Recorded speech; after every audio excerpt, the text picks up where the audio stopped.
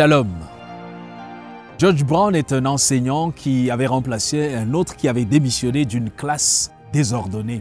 Et dans une tentative de maîtriser sa classe, il a pris contact ce jour-là avec ses élèves, mais c'était beaucoup de bruit, un tintamarre, un désordre fou et des gesticulations. Mais il parvient quand même à convaincre ses élèves. Il les a amenés à définir des lois et se sont entendus que si ces lois venaient à être transgressées, il devait y avoir des conséquences. Ils ont bientôt ébauché une dizaine de règles qui condamnaient entre autres le vol, le retard et la tricherie. Et tout transgresseur devait donc recevoir 10 coups derrière, sans blouson.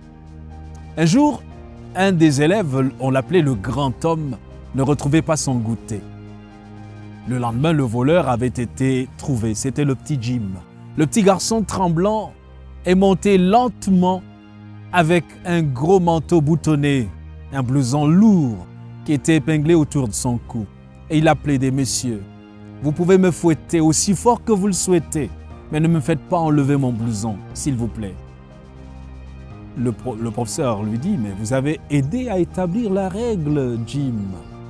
Enlevez le blouson. Il faut ôter le blouson. »« Oh, messieurs, ne le faites pas, » a supplié Jim. Mais le visage sévère de l'enseignant n'a montré aucune clémence. Alors il a commencé à déboutonner le blouson. Et qu'est-ce que l'enseignant a vu? Le garçon n'avait pas de chemise. Il avait seulement des bretelles sur son petit corps squelettique. Et il se disait, mais comment puis-je fouetter ce petit garçon? Mais je dois faire quelque chose si je veux faire respecter cette classe. Ah oui, tout le monde était silencieux en ce moment-là. On voyait ce corps chétif. Comment se fait-il que tu sois venu à l'école sans chemise, Jim? Demande l'enseignant. Monsieur, mon père est mort et nous n'avons rien. Je n'ai qu'une seule chemise et ma mère l'a lavée aujourd'hui.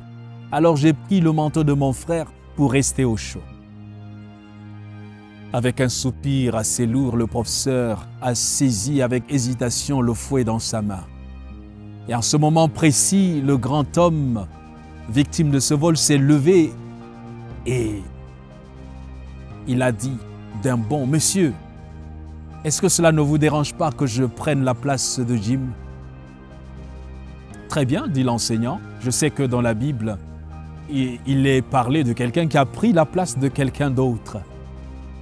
Êtes-vous tous d'accord? Il demande à la classe et la classe donne son accord. Et avec ce consentement, Tom a retiré son manteau et après 5 coups, la tige s'est cassée.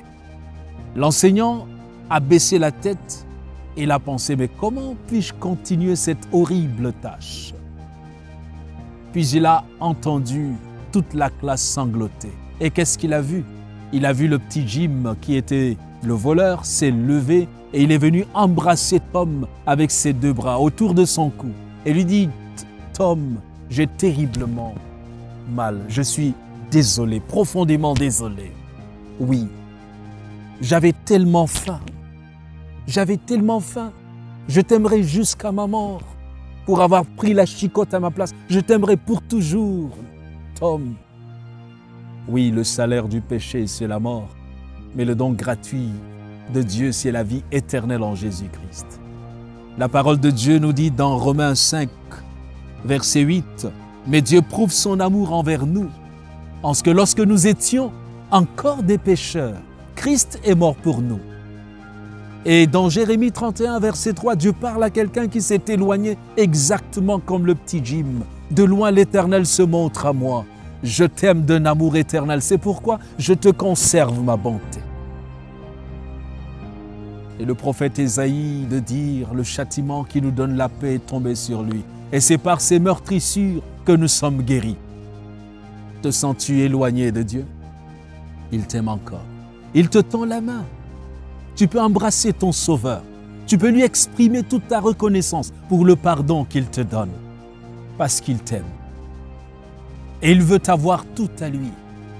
Et si tu t'es égaré par ta façon de vivre, tu peux revenir vers ton Sauveur, qui est toujours disposé à te recevoir. Il a pris sur lui ta peine. Il a porté sur lui tes fardeaux. comme le brigand sur la croix, comme la femme surprise en flagrant délit d'adultère, comme le roi Manassé qui avait sacrifié ses enfants au dieu Moloch en les brûlant au feu, comme l'enfant prodigue qui avait dissipé et gaspillé toutes ses ressources. Dieu veut t'accueillir et te recueillir et te pardonner.